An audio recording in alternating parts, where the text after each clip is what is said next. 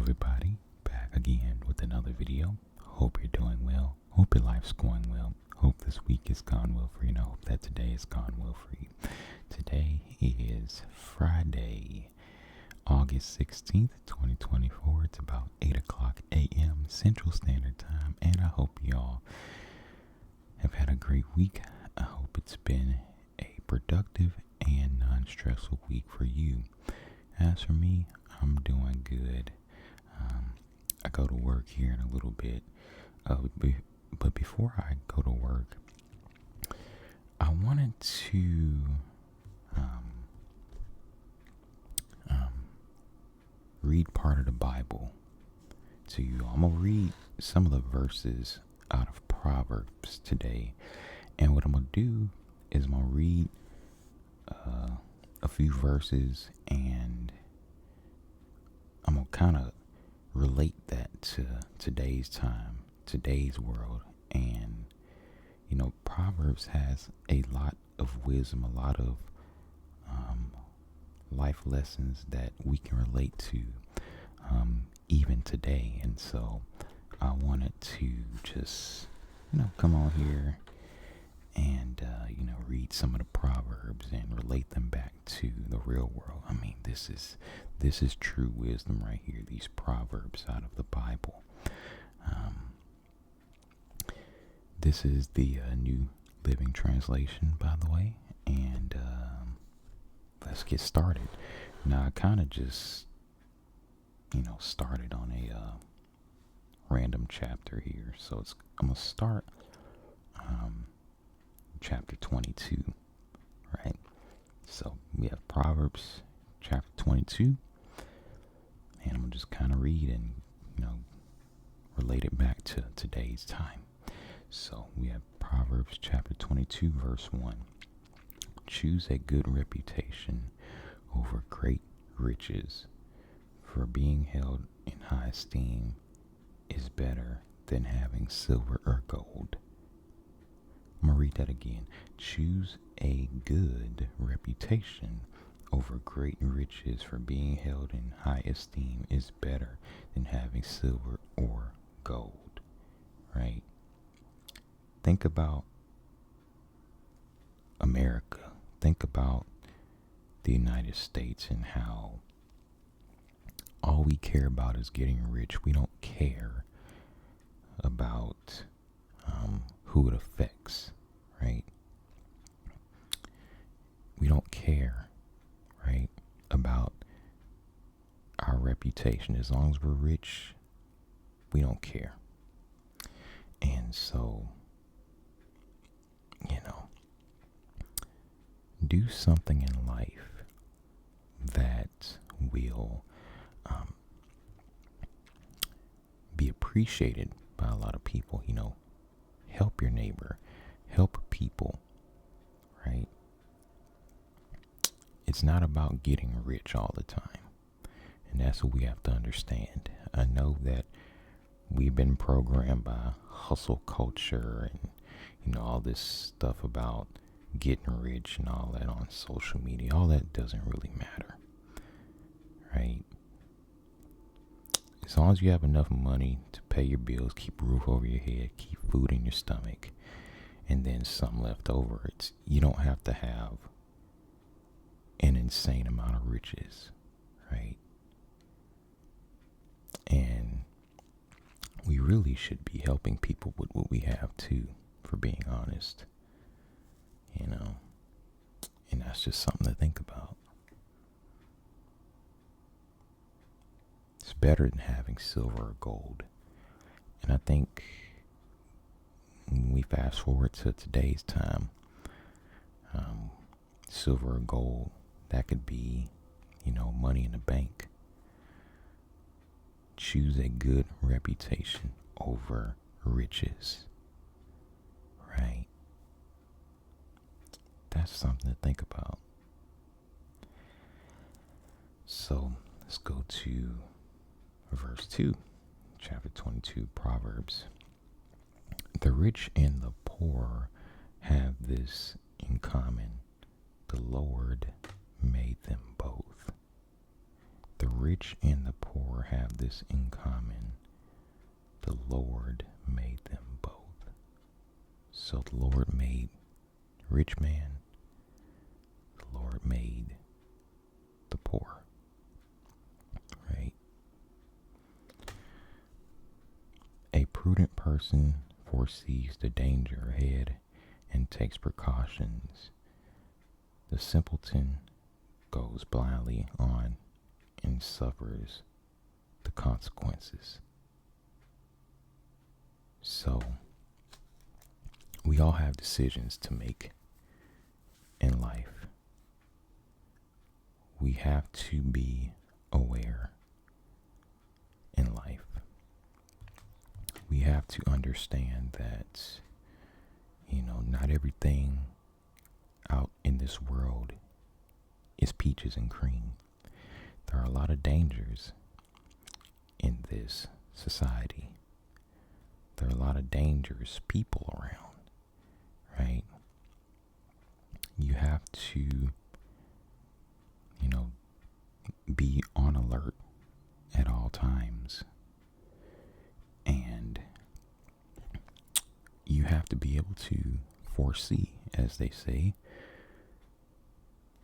the dangers ahead, whether it's a dangerous person, whether it's, we can even say a dangerous area. You're driving and all of a sudden you're in a dangerous area. You want to be able to foresee that, okay, this is dangerous. Let me get out. Let me not even go in that area in the first place. Now, someone who doesn't care, someone who just isn't paying attention, they're blindly going on. They're going to go in, right? Because they didn't research before that this is a dangerous area, right? They don't understand how to sense a dangerous person or place or anything. They go blindly and suffer the consequences, unfortunately. That's why you must always be able to sense something off about a person, something off about an area, something off about, even a place that you're about to walk into. But especially people. Because people know how to deceive. They know how to trick people. They know how to put on a front. And that's the dangerous thing about people. You must understand. So, chapter 22, verse 4 in Proverbs.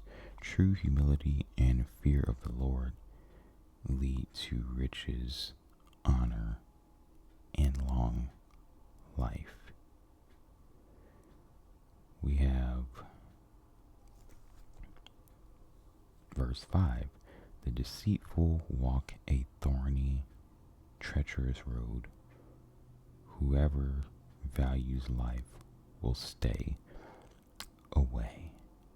Read verse 5 again. The deceitful walk a thorny, treacherous road. Whoever values life will stay away. So, somebody who is deceitful, someone who lies, someone who's good at deception, will walk a thorny and treacherous road, a very dangerous path.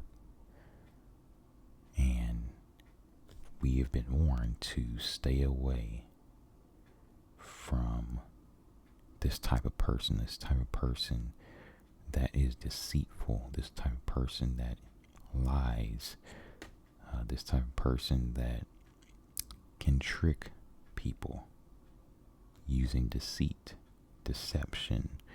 We must understand that we must stay away from this type of person, because this type of person will be deceitful towards you. This type of person will walk this treacherous, thorny path, right? This very dangerous path, right? And why would you want to be a part of that? Why would you want to be a part of a person that is deceitful? That is something that you want to stay as far away from as possible. We don't want nothing to do with that person. If you're on a righteous path, right? Verse 6, chapter 22, Proverbs. Teach your children to choose the right path, and when they are older, they will remain upon it.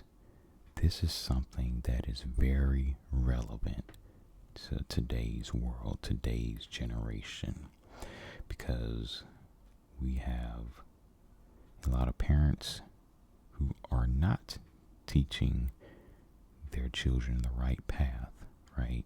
They're not teaching their children at all. They're letting the iPad raise their children. They're letting the cell phone raise their children. They're letting social media raise their children. And so we have to understand that we are supposed to be teaching our children the right path, but a lot of our children go down the wrong path, and we wonder why we see the society that we see, right? Where you have whole mobs of teenagers running in Walgreens and CVS and just acting a fool, stealing everything and running out of the store without paying for it. And they think this is funny. And they're literally doing it out in the open. They don't even care about hiding. They're just all running in there, stealing stuff and running out. You know, I'm sure y'all have seen some of those videos. See, these are children that were not taught the right path. More than likely, if you were to ask most of them, they probably did not have any sort of positive parental guidance. If they actually had any parents, they didn't have that structure needed, that guidance needed to lead them towards a righteous path, right? Remember, and you have to teach them when they're young too, because it says when they are older, they will remain upon it, right? And so it is important. And yes, I understand there's times where, you know, you do the best to teach your children the right way, and they might just take the path that they want to take. But for the most part, we know in today's society, if you teach your children the right way when you're young, you don't just put an iPad in their face, a cell phone in their face, you know, allow them unlimited internet access. The internet has a lot of great useful information, but the internet has a lot of craziness, a lot of wickedness on it. And so we have to understand that you as the parent need to be raising your kids, not the television, not any sort of screen. It needs to be you, word for word, raising that child when they're young to go down the righteous path, right? It needs to be you, the mother, the father, that teaches that child a righteous path, right? Just at, or, well, let's say, we'll read, like I said, we're on chapter 22 in Proverbs. We'll read verse 7.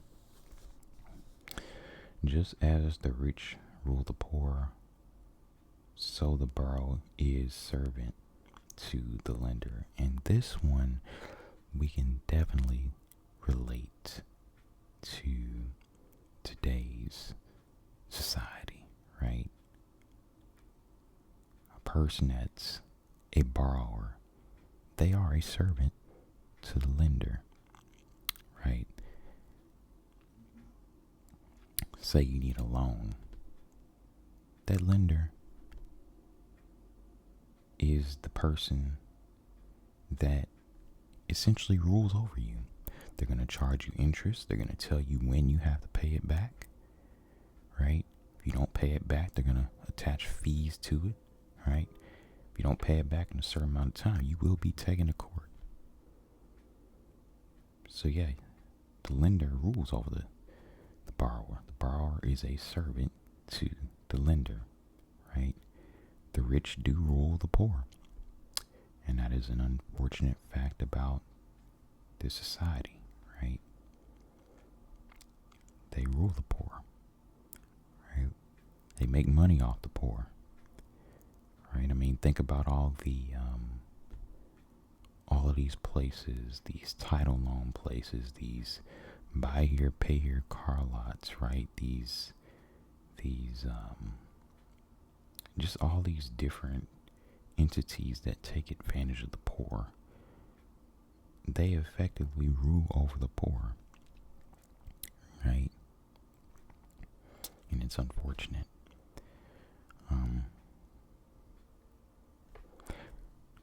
Verse 8, those who plant seeds of injustice will harvest disaster, and their reign of terror will end. I'll read that one again. Those who plant seeds of injustice will harvest disaster, and their reign of terror will end. And so, if you're somebody, right, who does something that is unjust, you're planting the seeds of injustice.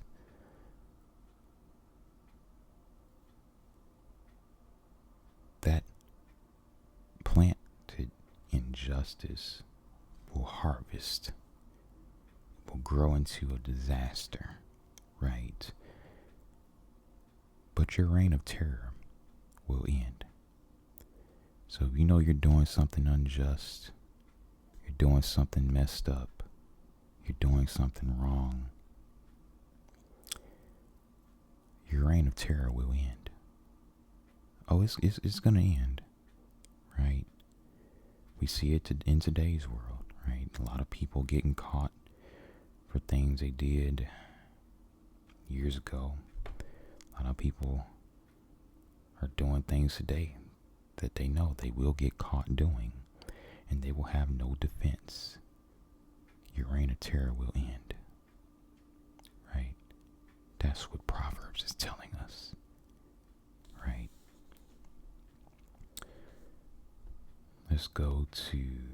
Let's read verse 9. And this is Proverbs chapter 22, verse 9.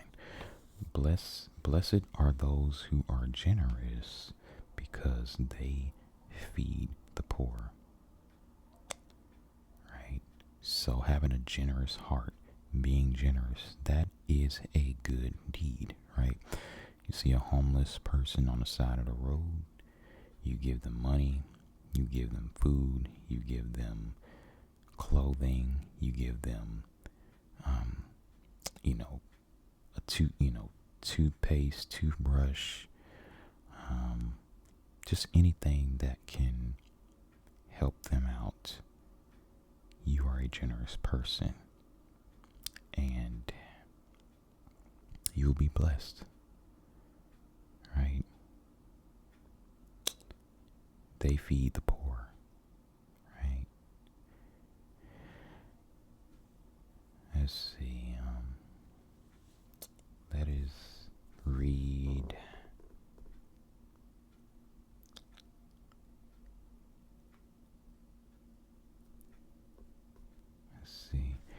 Let's actually read verse 13, chapter 22 in Proverbs. The lazy person is full of excuses, saying, if I go outside, I might meet a lion in the street and be killed. Actually, let me reread that. The lazy person is full of excuses, saying, quote, if I go outside, I might meet a lion in the street and be killed, right? Unquote. So this is basically saying that a lazy person, they don't want to get up and actually do something with their life. There's always some sort of reason. There's always some sort of excuse as to why they can't get their lazy self up and do something with their life. A lot of lazy people in this world. There's a lot of people who have an opportunity presented to them on a silver platter, but they don't use that opportunity to better themselves or better the people around them, right? They're lazy. They don't want to do anything. They don't want to work, right? We all have to work in this world. We can't just sit around and do nothing, right? We have to do some sort of work, right? And in this verse, the lazy person is full of excuses. And we know in today's world, a lazy person is full of excuses as to why they can't work or why they don't want to do this or do that, right? And in this verse, they give the excuse of, if I go outside, I might meet a lion in the street and be killed. Look, when you go outside, there's always risk. There's always risk when you go outside. That does not mean you stay inside and do nothing all day. That's what they're trying to teach us with this verse. Just because there's dangers outside does not mean you get to stay in and do nothing. You have to go outside eventually. You have to do something outside. You have to go out there and do something. Of course, there's risk, but hey, we're all taking risks when we walk outside of these four walls of our house, of our place. When I go to work, right, I'm taking risk, right? Driving that truck, I'm taking risk every single day that I'm at work, outside, right? Dealing with different types of people, driving these dangerous roads. That's a risk, but I can't sit inside and do nothing all day. And I think that's what this verse is trying to teach us. Let's see.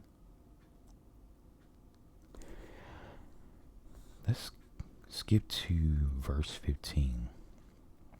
A youngster's heart is filled with foolishness, but discipline will drive it away.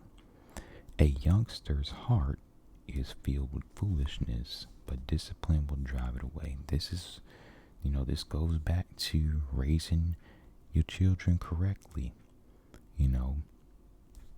When you were young, when I was young, we were foolish.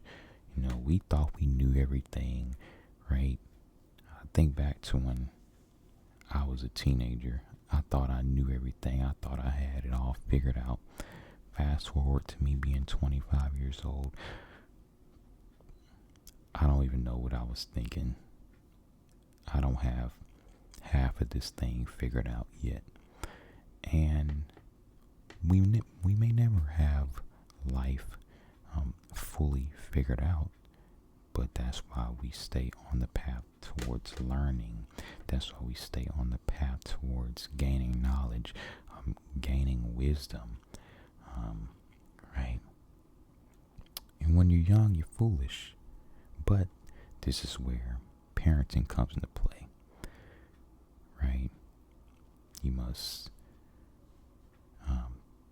have discipline. You must discipline your kids. You must discipline your children in order for them to actually learn, right? You have to understand that there's a lot of foolishness, there's a lot of bad influences that young people get attached to, but through wisdom, through teaching, through discipline, right? That will drive away the foolishness. And I promise you, they will thank you later on in life. Because if you're someone who never gives your children wisdom, you never teach them the right way, you never discipline them, they're going to get worse and worse, and eventually they're going to end up in a bad situation, whether it's in jail, whether it's some sort of just overall bad situation. You don't want a young person to be in a situation. You don't want your child to be in a situation, right? Once they get older, because you didn't discipline them and show them and teach them the correct way when they were younger. That's what you have to understand.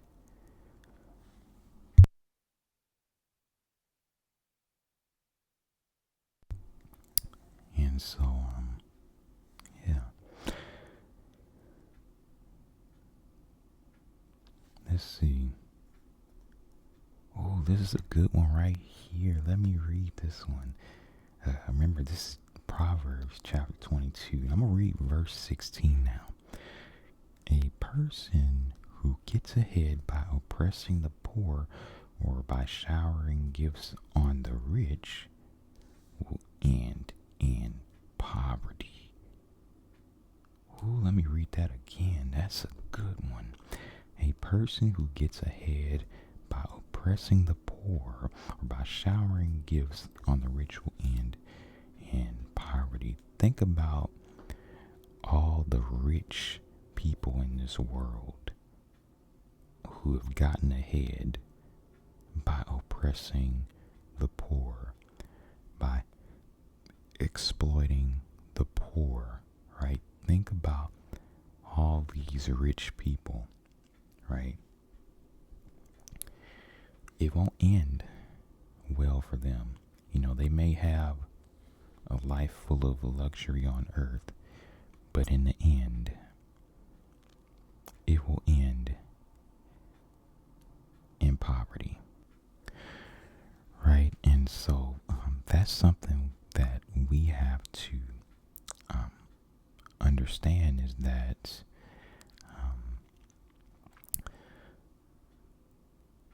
you may be rich now, you may have a lot of money now, you may have a lot of fiat currency now, but in the end, it will not end well. It will end in poverty, right? And so, let's read another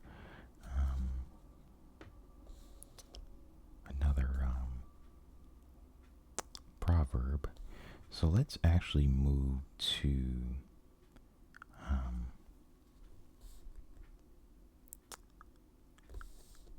let's see.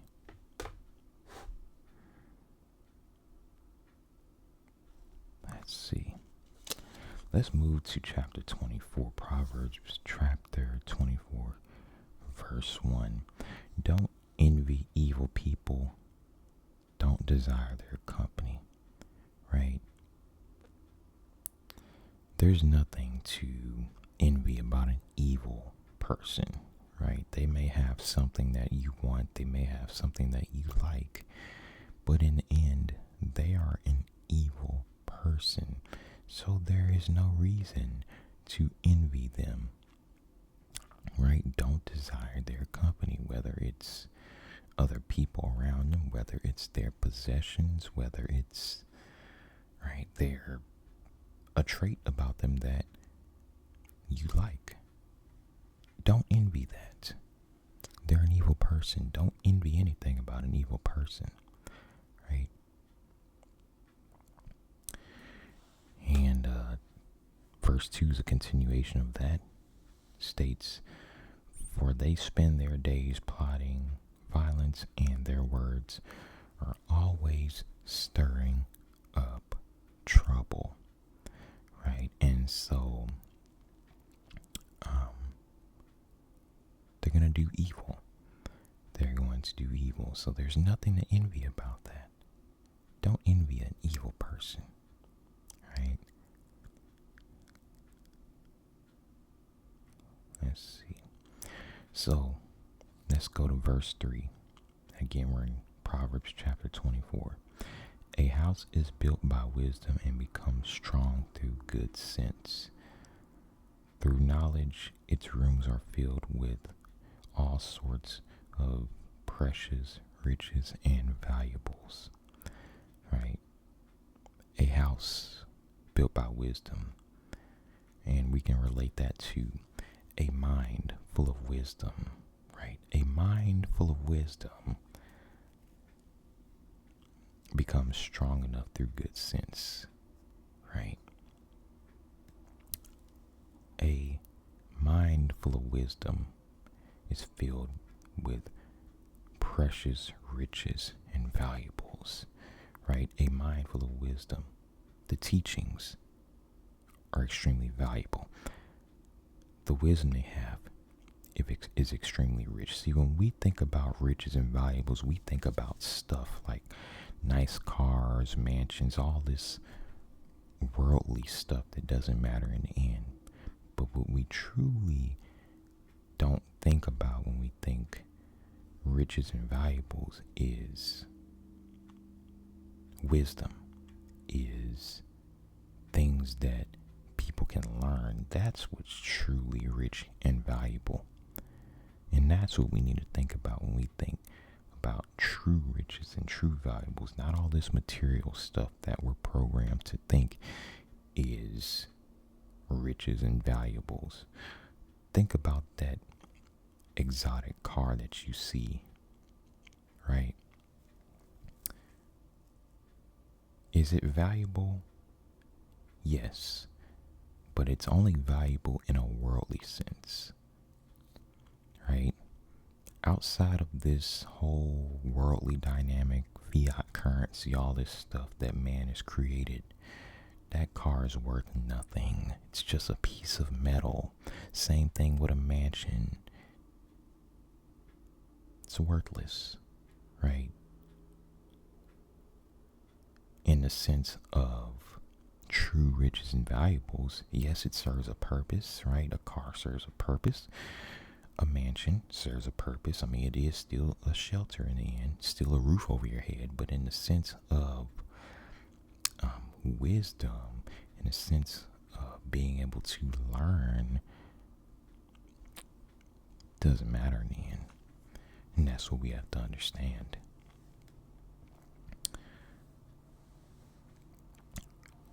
Verse 5, "A wise man is mightier than a strong man," right?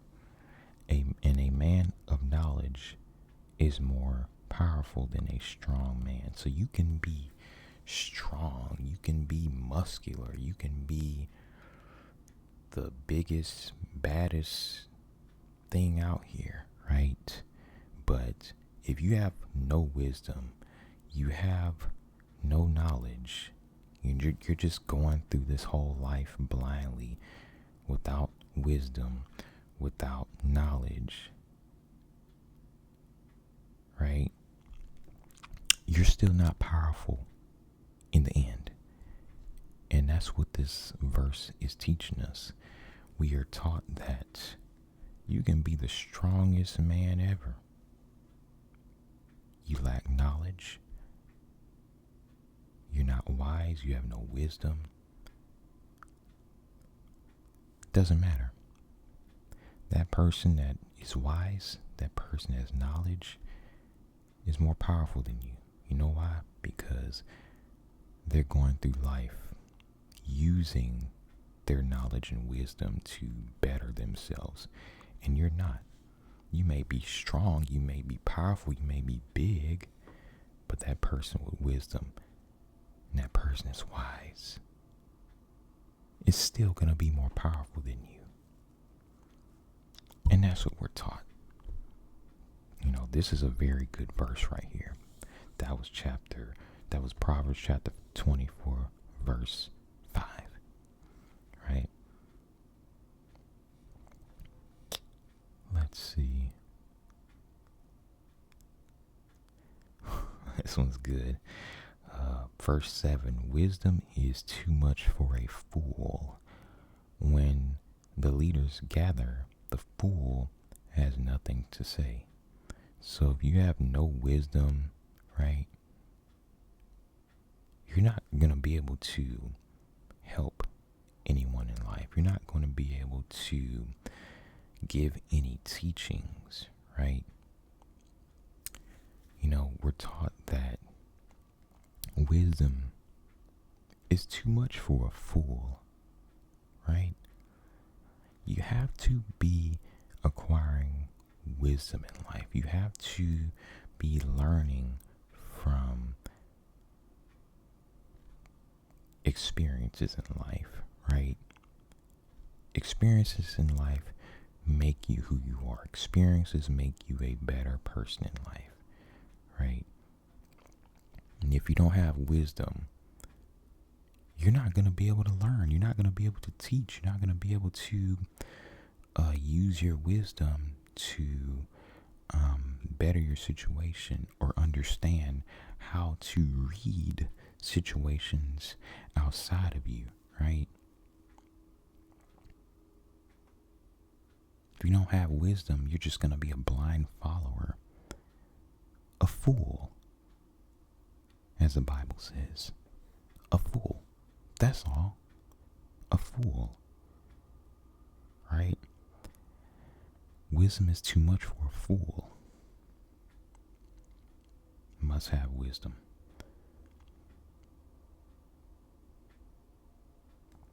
Let's see.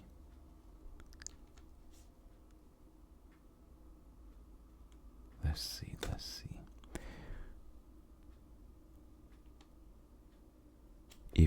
Let's see, verse 10, chapter 24. This is Proverbs chapter 24, verse 10. If you fail under pressure, your strength is not very great. And that is true. I know that's hard to hear, but you have to perform under pressure, right? You have to understand that every situation you get in is not going to be the perfect situation. It won't be the optimal situation. But you have to persevere and you have to get through the situation. If you fail under pressure, your strength is not very great.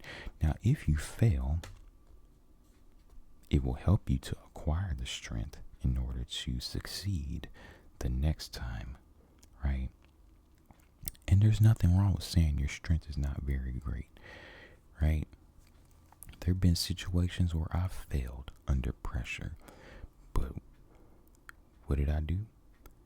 I gained knowledge and the wisdom, the perseverance in order to succeed the next time around, you know, in that pressure situation, right? My strength wasn't great at first, but I was able to raise up the bar, right? You have to have standards for your life, right? So that you don't fail under pressure. Let's see.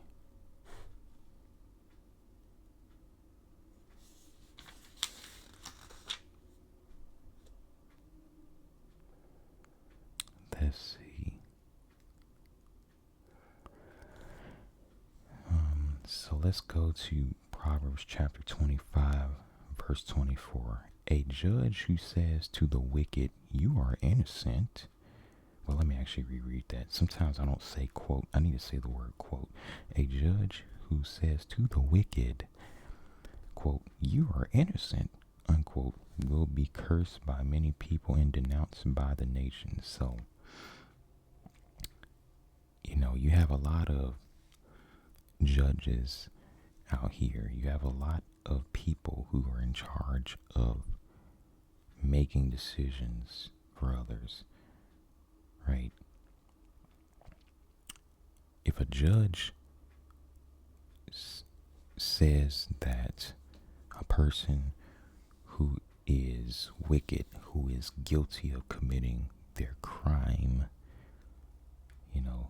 they let them off the hook. They don't sentence them to any punishment. They let them know you are innocent. They will be cursed by many people and denounced by nations. And we know that a lot of judges show favoritism out here. And it's very unfortunate, but it's a very real problem. That's something to think about. A lot of judges out here are messed up, right?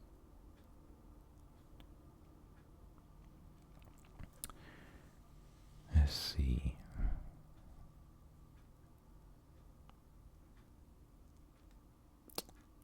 Verse 28, chapter 25 of Proverbs. Do not testify spitefully against innocent neighbors. Don't lie to them. Don't lie about them. And don't say, quote, now I can pay them back for all their meanness to me. I'll get even, unquote. You don't want to be the person who seeks to get even, get revenge, right? Your neighbors might have did something wrong to you. You don't want to lie on your neighbors simply because they did something wrong to you, right? Lying is wrong, and we have to understand that. And that's what they're trying to teach us here. Let's see. Let me find one that's good here.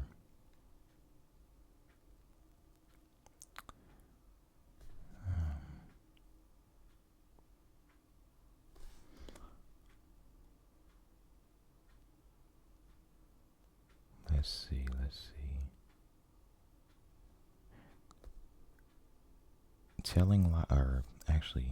Chapter 25, verse 18.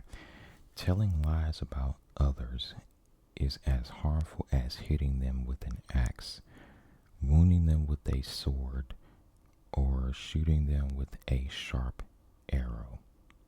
So don't be a liar. That's the main thing that you're trying to teach us in this verse. Don't be a liar. Don't make up things about people. Just be truthful. Be a truthful person. You don't want to be that person that has a reputation for being a liar, being a person that deceives, right? Because that's one of the worst reputations that you can have, because once it is discovered that you are a liar, it is hard for someone to start believing what you're saying again. Do not develop that reputation of being a liar. Be someone who tells the truth. Be someone who is truthful in everything they say. Do not be that person that lies. And that's what this verse is trying to teach us.